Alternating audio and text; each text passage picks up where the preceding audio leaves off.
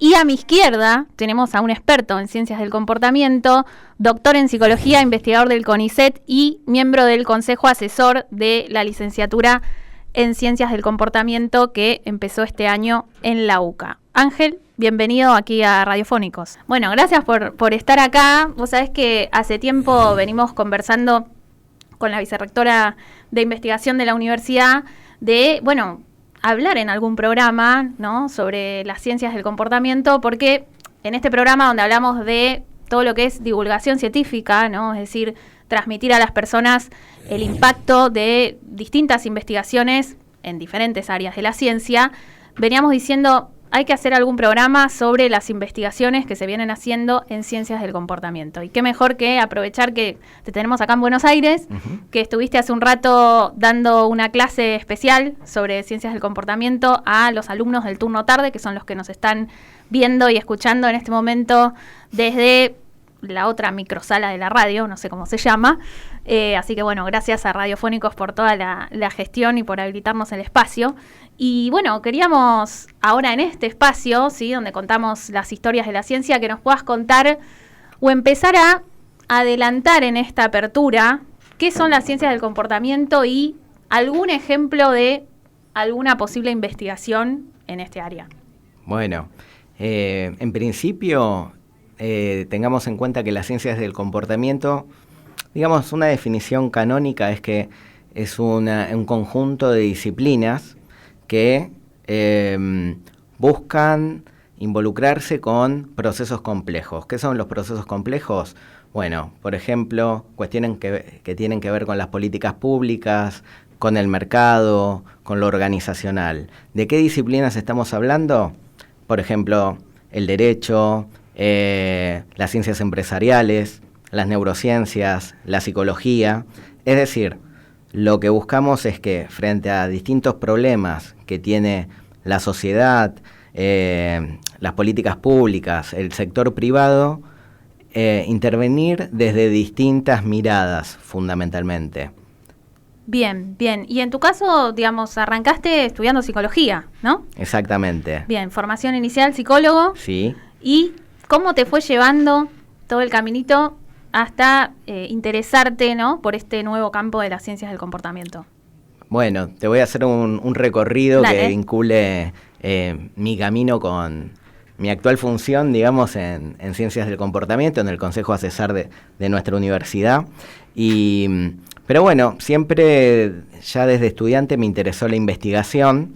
En lo que es psicología, por ahí la parte de investigación, al menos en Argentina, no tiene tanto peso porque, lo hablábamos también con los estudiantes, ¿no? Por lo general la psicología en Argentina está muy enfocada a lo profesional, a la intervención clínica.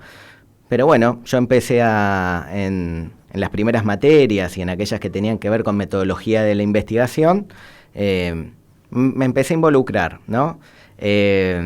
Porque justamente para hacer intervenciones, y esto lo podemos relacionar con ciencias del comportamiento, es importante evaluar primero, hacer un diagnóstico de la situación. Y para eso básicamente es hacer investigación sistemática. Es decir que, me recibí, yo ya venía trabajando en el ámbito académico, en cátedras y en equipos de investigación, específicamente en el Instituto Lanari, sí, donde hice mi doctorado.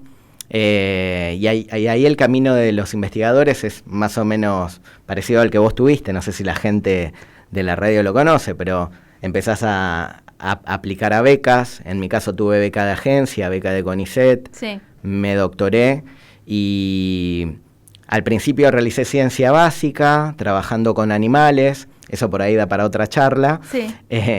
Y después empecé a involucrarme más, por ahí, digamos, la ciencia tiene una parte básica que es fundamental, ¿no? Y una parte aplicada. Empecé a tirarme más al campo aplicado a partir del postdoctorado, a trabajar en desarrollo cognitivo, en pobreza, y a tratar de pensar intervenciones que sean basadas en la evidencia. Entonces, para eso primero hay que evaluar, ¿sí?, hacer un diagnóstico de... Mi pregunta de investigación tenía que ver cómo afecta crecer en contextos de pobreza fundamentalmente, cómo afecta a los más chicos y qué se puede hacer desde la psicología, ¿no? Porque, y esto se relaciona directamente con ciencias del comportamiento, lo que buscamos es hacer intervenciones que estén basadas en la evidencia. Y eso, bueno, tiene que ver justamente con investigación. Y a partir de allí empecé a pensar también investigaciones cada vez más aplicadas. Después podemos hablar de las actuales, ¿no? Que tienen que ver más con el uso de tecnología en primera infancia y qué se puede hacer y qué efectos tiene. Y así fue que también me puse en contacto con la Unidad de Ciencias del Comportamiento de Argentina. Esto fue en el año 2020-2021. Fue una oficina que se armó en esos años, que al principio dependía directamente de Presidencia, después del Ministerio de Economía. Fue un proyecto liderado por Iván Budassi y por Fernando Torrente. Y ahí la verdad que aprendí un montón, porque eran problemas complejos, como por ejemplo lo que tiene que ver con ahorro de energía, con cómo pensar la salud pública desde un punto de vista de generar intervenciones sistemáticas, controladas, por ejemplo. Te voy a dar un ejemplo concreto que está bueno, que es un paper que se publicó hace poco y que salió desde la Unidad de Ciencias del Comportamiento de Argentina.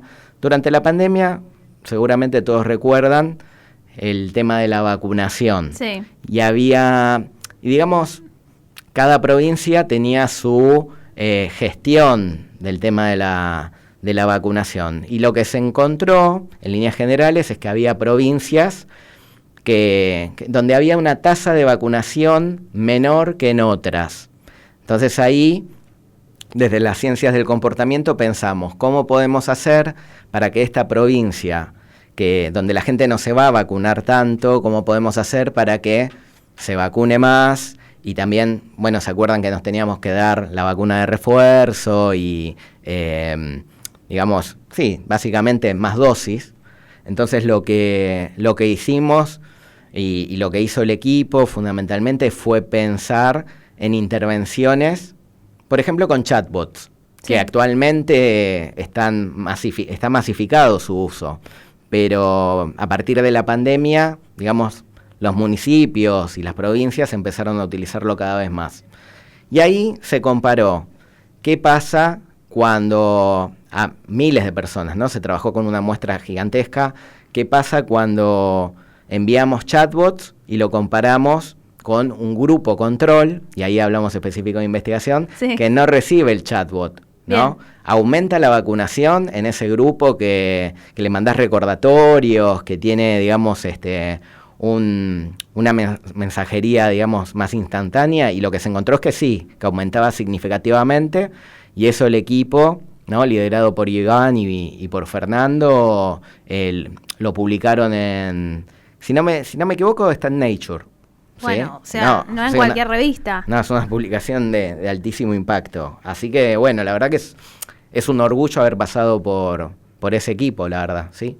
Yo da la casualidad de que este año me tocó ser productor de Feedback, que es el programa de la Facultad de Psicología de la UCA.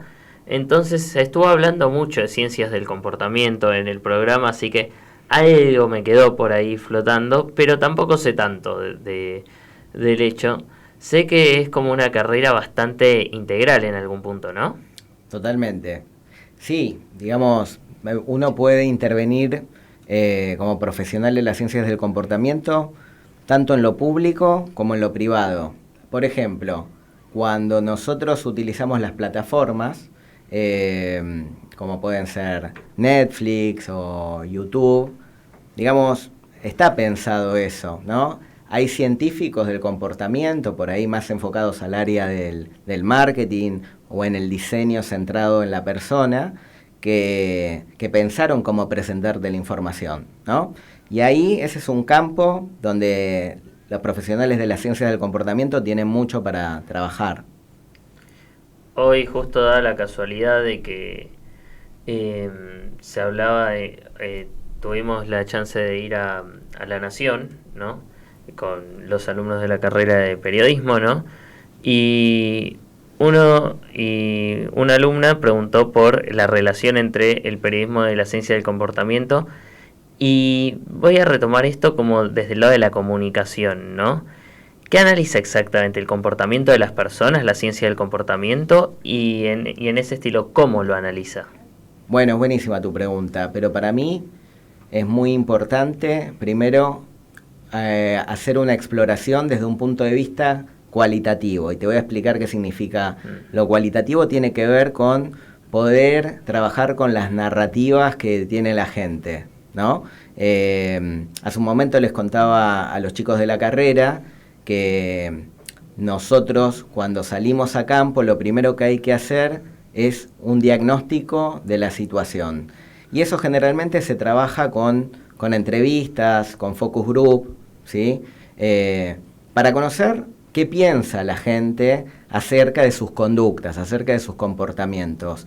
Y lo siguiente que se hace es establecer una línea de base, ¿sí?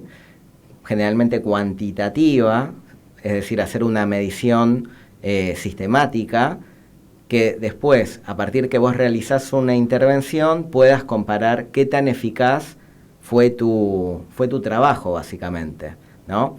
A ver, te lo voy a bajar, te voy a tratar de dar un ejemplo, pero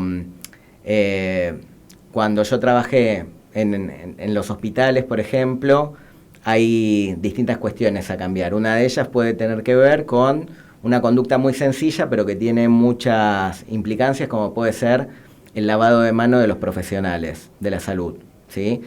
Es importante que se trabaje con el mayor grado de higienización, porque, por ejemplo, las infecciones intrahospitalarias son una de las principales causas de muerte en los establecimientos médicos. Por lo tanto, hay que estar monitoreando constantemente cuál es la tasa, ¿sí?, de lavado de manos en los distintos espacios del hospital.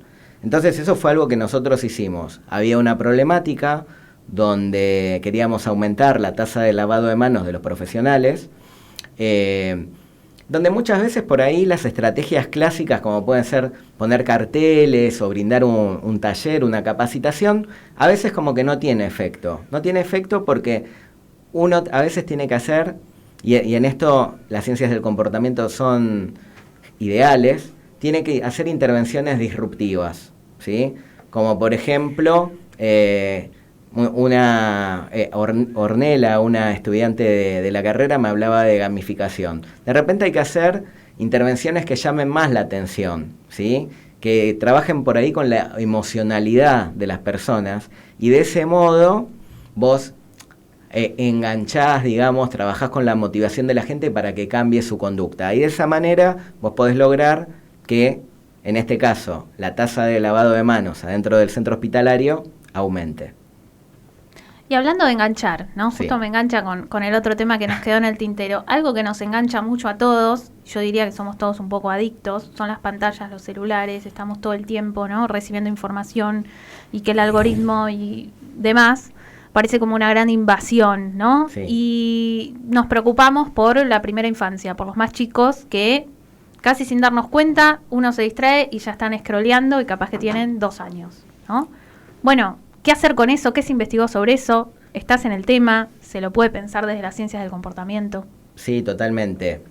Bueno, te voy a contar un poco lo que hicimos con mi equipo en CONICET y qué intervenciones se pueden hacer, ¿no?, en relación a este problema. Primero, bueno, nosotros lo que hicimos fue, en Latinoamérica no había tantos datos sistemáticos, entonces lo que hicimos desde Argentina fue coordinar con Lucas Gago. La verdad que fue un estudio titánico, porque coordinamos con 19 países, ¿no?, de la región. Hicimos primero, sacamos, digamos, una foto descriptiva. ¿Cuánto tiempo se usa el celular? Las pantallas en general, porque no es solamente el celular, sino también, por ejemplo, los televisores, claro, las tablets. Bueno, ¿qué dispositivos se utilizan? ¿Cuánto tiempo? ¿Y qué contenido? Y también de qué modo. Por ejemplo, en forma solitaria o acompañada. Y básicamente lo que encontramos es que el celular es omnipresente, atraviesa todas las clases sociales. Pero algo que es fundamental para, digamos, medir el impacto tiene que ver con la presencia de un adulto que esté monitoreando constantemente. Esto puede favorecer el desarrollo cognitivo, por ejemplo, en relación al lenguaje, que es algo que nosotros medimos, ¿no? La cantidad de vocabulario que desarrolla después ese niño, esa niña. La clave está en que esté presente el papá, la mamá, porque muchas veces lo que está pasando es que las pantallas funcionan como una suerte de, hablando mal y pronto, niñera digital. Uh-huh. Y eso justamente es lo que hay que tratar de evitar, ¿sí? Lo importante es que los papás y las mamás estén presentes viendo qué contenido están utilizando, también llevando el tiempo, pero acá no es cuestión de demonizar al uso de pantallas, sino de pensar que la tecnología es una herramienta muy importante y que puede tener muchos beneficios, pero nosotros como adultos tenemos la responsabilidad de estar monitoreando qué es lo que ven nuestros hijos, nuestras hijas, ¿no? Básicamente. Me quedo pensando, me parece que un poco el enfoque de las ciencias del comportamiento tiene que ver con que pensemos el cómo hacemos las cosas, ¿no? O sea, por ahí no caer en el sí o no, ¿sí? O en estas posturas a veces dicotómicas o extremistas, o donde demonizamos algo, como vos decís, sino como ir a fondo y entender el cómo suceden las cosas, cómo, digamos, o por qué tomamos determinadas decisiones, y entonces, por lo tanto, cómo podríamos desaprender esas formas de comportarnos de repente. Bueno, te cuento, ¿no? Es muy difícil. Nosotros primero hicimos ese estudio, que está publicado, lo pueden buscar en la revista Plus One. Sí. Y después, ahora estamos en vías de publicación de una intervención basada en ciencias del comportamiento. Y nosotros lo que hicimos, fundamentalmente el uso de las pantallas afecta más en el nivel socioeconómico bajo, ¿sí? ¿Por qué? Porque, por ejemplo, cuando vos tenés mayores recursos económicos, tenés más acceso a educación, tenés más acceso a cultura, entonces vos le podés ofrecer a tu hijo, por ejemplo, ir al club, ¿bien? Lo podés llevar al teatro, ¿no? Y por ahí, cuando no tenés tantos recursos económicos, lo más sencillo y lo que tenés a mano es el celular, claro, ¿no? Entonces, y también, por ejemplo, si vivís en un barrio vulnerable, es más difícil también trasladarte. Por ahí tenés que quedarte en tu casa más temprano. Se dan una serie de problemas culturales que, como vos decís, hay que pensar en cada grupo y en cada persona qué problemas tiene. Entonces, a veces no es tan sencillo modificar esa conducta. Entonces, nosotros justamente nos focalizamos ahí porque pensamos que es justamente donde más tenemos que trabajar como profesionales de las ciencias del comportamiento. Y las intervenciones que hicimos fueron talleres, básicamente, con las familias, y después mandábamos recordatorios. ¿De qué? Recordatorios para que recordarles a las familias, si hoy ya tu hijo usó el celular, bueno, proponele otra actividad, no sé, usó un libro, tratá de leerle un cuento. También le preguntábamos, ¿lo acompañaste? Porque cuando te hablaba al comienzo, ¿no? del uso del celular, es muy importante la presencia humana. Claro. ¿Sí? Porque lo que estamos viendo es que muchas veces se pierde la interacción cara a cara, el juego libre, el juego simbólico. Nosotros, cuando éramos chiquitos, por ahí íbamos más a la plaza, íbamos al parque, teníamos la oportunidad de correr, de caernos, todo eso es aprendizaje. Y ahora, como estamos cada vez más sedentarios y los niños y las niñas también están viviendo en ese contexto. Entonces, tenemos que tratar de facilitar, no prohibir las pantallas. Creo, yo por lo menos no tengo tanto esa postura, sino de integrarla a un bienestar digital integral, básicamente, ¿no? Y entonces, la idea no es que el nene esté solo frente a la pantalla un montón de tiempo, sino por ahí 1 hora, pero con un buen contenido y compartiendo, integrarlo, digamos, a tu comunicación cotidiana con tu hijo, básicamente. Y en estos talleres que vos mencionas, ¿había buena adhesión de las familias o todavía cuesta un poco encontrar? Qué buena Él hace preguntas así como excelente, afiladas en general, por eso yo quería que estuviera. Es buenísima la pregunta. Y lo que nos pasa muchas veces en investigación y en estos trabajos de campo, pero así como puede pasar aquí en este terreno, también puede pasar si estás haciendo investigación de marketing en una empresa. A veces la gente no tiene muchas ganas de participar. De hecho, vieron por ahí Instagram o Facebook, a veces te tiran como, ¿querés participar? Sí. ¿Podés contestar estas preguntas? Ahí están haciendo investigación con vos. Yo a veces le contesto, ¿no? Porque me interesa, pero me imagino que hay un montón de gente que no tiene ganas. Entonces sí, nosotros hicimos un estudio longitudinal. Longitudinal significa que vamos trabajando en el tiempo con la gente. Y muchas veces la gente no viene. Suele haber como una tasa se llama attrition en investigación, como que no toda la gente continúa en el estudio, uh-huh. ¿Viste? Y así que bueno, eso forma parte de las investigaciones de campo, es una problemática que se da. La otra problemática tiene que ver con que hay como cuestiones de género que atraviesan. Entonces en estos talleres muchas veces venían, 90% eran mamás las que venían. Claro. ¿Viste? Entonces, y es importante también la figura del papá, porque lo que nos contaban las mamás era, ok, yo le pongo límites en el uso de la pantalla, pero después llega el papá.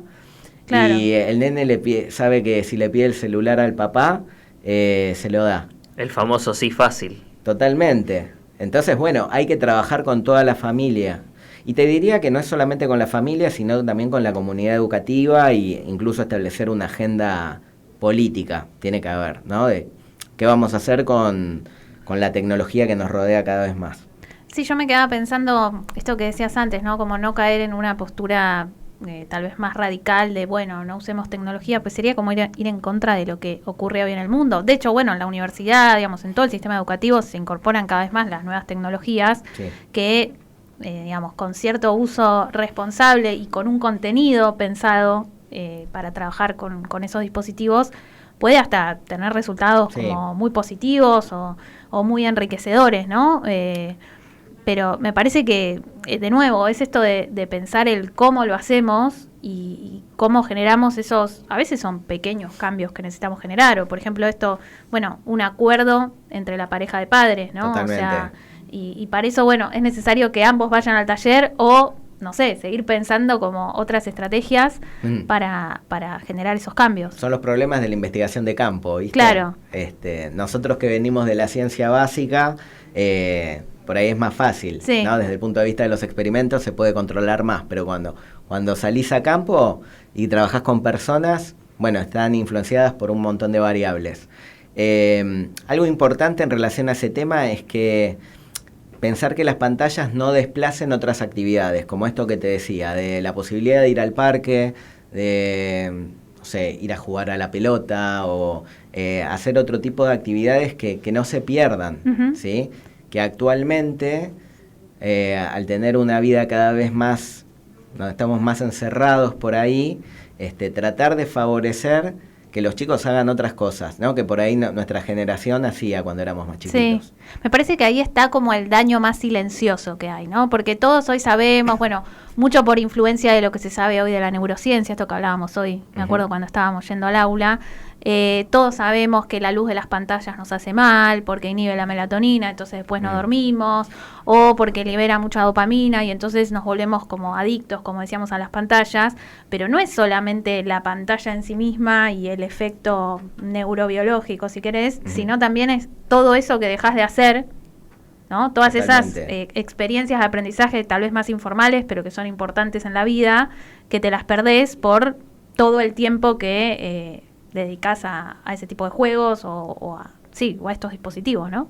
Sí, de hecho, no sé, a mí me parece como muy impresionante cuando mi celular me avisa, me dice, a ver, hoy usaste el celular en promedio 2 horas más que la semana pasada. Parece que te está retando. No, pero ves la cantidad de horas que lo usaste por día y es un montón. Uh-huh. Entrar a ese registro es un acto de valentía a este punto. Sí. Creo que la semana pasada me dio como 7 horas un día.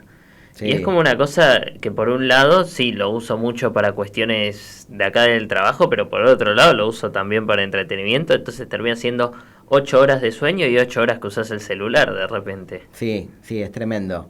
Pero bueno, creo que eso está bien como para tomarlo como una medida, y hacer insight y tratar de hacer otro tipo de actividades y por ahí planificar, bueno, que la semana que viene este número baje, ¿no? Ir modificándolo. Es muy loco porque actualmente incluso hay como ciertos movimientos sociales que tratan de utilizar menos el celular. Uh-huh. Entonces, no me acuerdo ahora el nombre, pero creo que se llaman dumb phones, como teléfonos tontos. Sí, lo escuché, ¿Viste? que se inventaron como para reducir supuestamente toda esta problemática de pseudoadicción que tenemos al celular. Volver al Nokia 1100. Exacto. Viste que no Sí, tiene WhatsApp, no tiene Exacto. redes sociales, es solamente para mandar mensaje de texto y llamadas. Lo que pasa es que estamos en una encerrona ahí, porque como decía Franco, nosotros usamos el celular para trabajar. Entonces es difícil. Y es difícil dejar de usarlo, sí. Sí, por ahí, bueno, establecer alguna rutina, ¿no? Lo abro nada más, un rato al final del día, 1 hora para jugar Sí. y un rato para YouTube, ¿no? Pero implica ser muy disciplinado. Y bueno. Que no todos por ahí lo somos, ¿no? Es un desafío. Total. Pero es muy loco pensar esto que decís de la trampa, ¿no? En la que estamos. Que tengan que desarrollar teléfonos como los de antes para que entonces no caigamos en esa trampa. O que tu propio celular te esté avisando que te excediste con la cantidad de horas. O sea, es como, al fin y al cabo sigue siendo la tecnología que te está como retando de eso mismo que la tecnología te propone todo el tiempo que hagas, porque a cada rato te llegan notificaciones de cosas nuevas para ver en función del famoso algoritmo, del cual venimos hablando en un montón de programas. Es Sí. que es algo que termina siendo una cuestión ya de ni siquiera de me gusta el celular y lo uso. Uno quizás termina viendo, no sé, Reels o TikToks o lo que sea y dice, che, pero ¿cuándo empecé a verlos? ¿No les pasa eso que termina empezando a verlos y después, si eso ya a los propios adultos los afecta, me imagino que en la crianza debe ser algo urgente para solucionar? Sí, está bueno eso que traes. O sea, cuando pensamos en el efecto del celular en la infancia, hay como 3 variables a tomar en cuenta. Se llaman las 3C. Okay. Una es el contenido, Sí. otra es la C de niño, de child, Sí. ¿no? Contenido, niño y contexto. Bien. ¿Sí? Esas son las 3C. Y en relación a lo que dice Franco en el contenido, los Reels es como el peor tipo de consumo en líneas generales, porque es un consumo como que te pone en una posición muy pasiva, Uh-huh. ¿no? Y podés estar enganchado un montón de tiempo scrolleando, Sí. ¿no? Y lo que hay que favorecer es por ahí un contenido que sea más educativo y que te ponga en una posición un poco más activa y que te haga pensar, ¿no? Entonces, ahí lo que hay que tratar de que haga el adulto es hacer preguntas sobre ese contenido, por ahí dialogar con tu hijo, con tu hija, para que, digamos, para que salga de la posición totalmente pasiva que a veces las pantallas en la posición en la que te ponen, ¿no? Y ahí se recupera esta interacción humana, también cara a cara, que era lo que decías antes que se estaba perdiendo. Sí. Bien, bien. Nos parecía bueno con Ángel como un poco volver a esto que surgió en la apertura del programa. Bueno, vos, Churri, lo estabas escuchando desde allá, que es como cómo todo esto se podría llevar a las políticas públicas, ¿no? Y cómo también quienes hoy se están formando en la universidad, los estudiantes, futuros profesionales, pueden eventualmente el día de mañana contribuir a esa causa. Totalmente. Mira, por ejemplo, en el caso de la utilización de la tecnología, algunos países, por ejemplo, están prohibiendo el uso del celular en las aulas. Acá creo que en la ciudad hay como cierta legislación. En las escuelas. En las escuelas, Sí, ¿no? sí, porque, bueno, sobre todo en la adolescencia, ¿no? A veces es difícil como regular todo esto, entonces finalmente como que se decidió, entiendo yo, como poner algún marco normativo para el uso. Exacto. Bueno, en ese sentido, yo creo que lo que tenemos que preguntarnos como profesionales de las ciencias del comportamiento en general, es, bueno, ¿y nosotros qué podemos decir ahí, no? Y bueno, creo que tenemos que perder el temor de interactuar con la política, con la agenda pública. Pensar en una agenda de bienestar donde vamos a necesitar a la política como aliada, ¿no? Yo lo aprendí esto mucho en psicología, sí, porque, bueno, la psicología en Argentina está como muy pensada para el ámbito privado, clínico, uno a uno. Y en realidad, un psicólogo, pero también un científico del comportamiento, al final, digamos, está interviniendo en la salud pública y en la salud mental, ¿no? Entonces, realmente tenemos que generar información para poder cambiar a la sociedad, pero con datos. Por eso el gol estándar de las ciencias del comportamiento tiene que ver con la medición, básicamente. Sí. Con lo que hablábamos al principio. Establecer un inicio, cómo son los datos, cuál es el problema, intervenir y ver si nuestra intervención fue eficaz. En el caso del uso del celular, fundamentalmente, la verdad que hay mucho debate, porque cada país está viendo cómo abordar el tema. Yo no soy de los abolicionistas del celular en líneas generales, pero hay algunos investigadores que sí lo son. Hay un libro muy famoso que le recomiendo a la gente, a los estudiantes, que se puede conseguir fácil, que se llama La generación ansiosa. Sí. ¿Lo conoces? Sí, lo escuché, no lo leí. Es entretenido, es de Jonathan Haidt, un psicólogo de la New York University. Y él, bueno, plantea que actualmente las nuevas generaciones de estudiantes lo que está encontrando es que cada vez hay mayor grado de ansiedad y mayor grado de depresión. Y él lo vincula con el uso de la tecnología, sobre todo a partir del uso de redes sociales. Bien. ¿No? Y que sobre todo afecta, en los datos están indicando que afecta más a las mujeres. Entonces ahí también hay una cuestión de género que es importante tomar en cuenta. ¿Por qué? Porque, bueno, a veces aparece como mayor vulnerabilidad en la adolescencia en relación al cuerpo, ¿sí? A la imagen. Las redes sociales, uno siempre ve las fotos donde uno está en los mejores lugares y siempre uno le aplica algún filtro, ¿no? Los filtros. Pero bueno, cuando uno es joven, no toma en cuenta qué es lo que está pasando, digamos, de que que uno elige las mejores fotos y eso lo afecta, la cantidad de likes, por ejemplo. Sí. Entonces, bueno, por ejemplo, Jonathan Haidt dice, las redes sociales solamente creo que dice a partir de los 15 años. Es una postura, ¿no? Yo creo que hay que alfabetizar digitalmente, ¿no? Hay que alertar acerca de los problemas y de cómo se usan las redes, de cómo se usa la tecnología.